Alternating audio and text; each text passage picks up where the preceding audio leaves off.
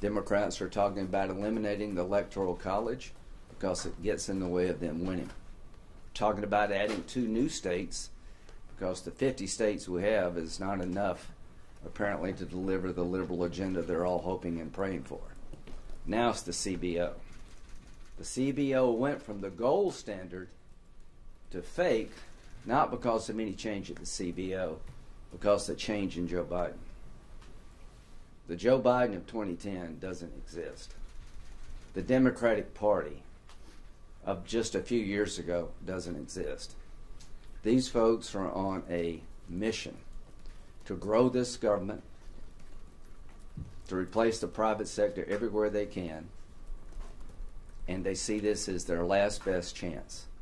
They're acting as if there's a mandate for all this. There's not. This is a 50-50 Senate. The only thing between the American public and an inflation bomb called Build Back Better, an unpaid for bill that adds $3 trillion to the deficit, is a handful of Democratic senators. And here's what I would tell my Democratic colleagues. The public is with you. West Virginia is with you.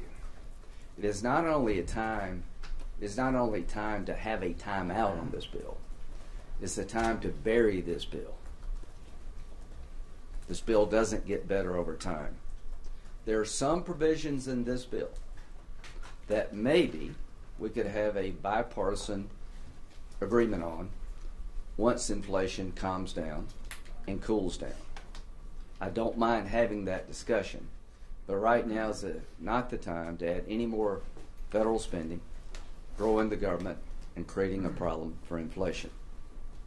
So I'm hoping that the highest inflation rate in 40 years, combined with a CBO score, will stop the madness.